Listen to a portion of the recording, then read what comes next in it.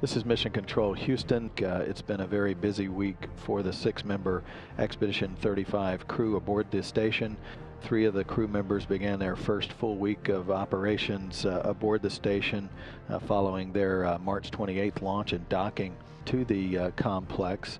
They were allocated time for orientation, familiarization, and adaptation to their new home for the next 5.5 months. Canadian astronaut Chris Hadfield, serving as the commander of Expedition 35, led Pavel Vinogradov, Alexander Mazurkin, and Chris Cassidy through a training exercise early in the week in emergency equipment location and translation paths in the event of any emergency aboard the complex. It's an exercise very similar to kind of fire drill training that you would perform on the ground. The week included closeout of equipment used during the coarsening in solid liquid mixtures experiment, which studied how crystals known as dendrites form as metal alloy becomes solid.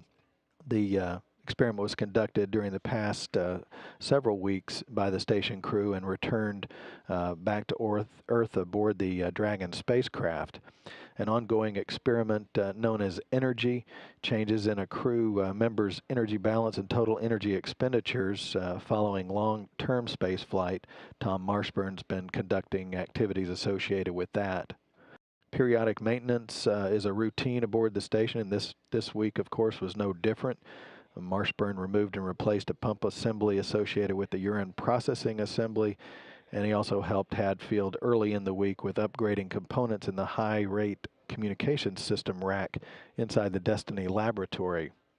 In the design, development, and testing for this new Ku-band communications system for the last 4+ years, the system now upgrades all of the communication systems aboard the station, including downlink television views. It has increased those views from 4 to 6 now, and also increased the communications channels from 2 to 4.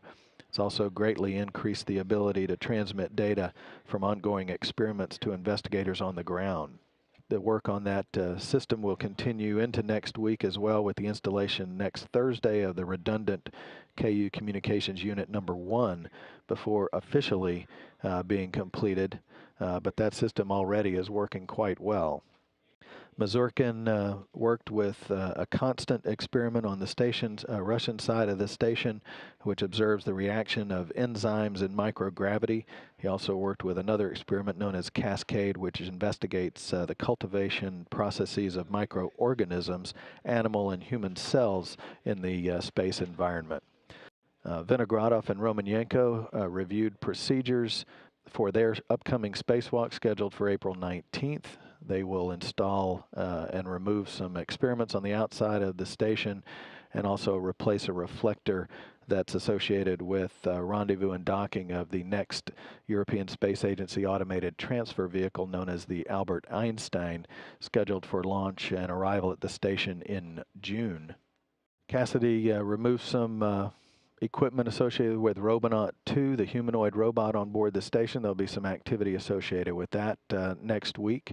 And Hadfield and Marshburn performed some ultrasound eye scans and intraocular pressure measurements as part of their ongoing health maintenance system activities. Cassidy, of course, set up and operated the Burning and Suppression of Solids experiment, or BASS, which studies how solid materials burn and extinguish in microgravity. That obviously can help with improving computational models here on the ground.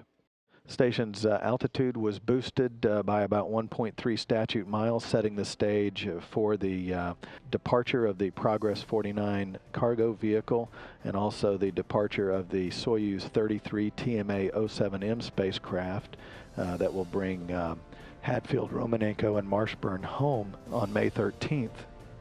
It also sets the stage for the launch of the next expedition crew members to the station in late May.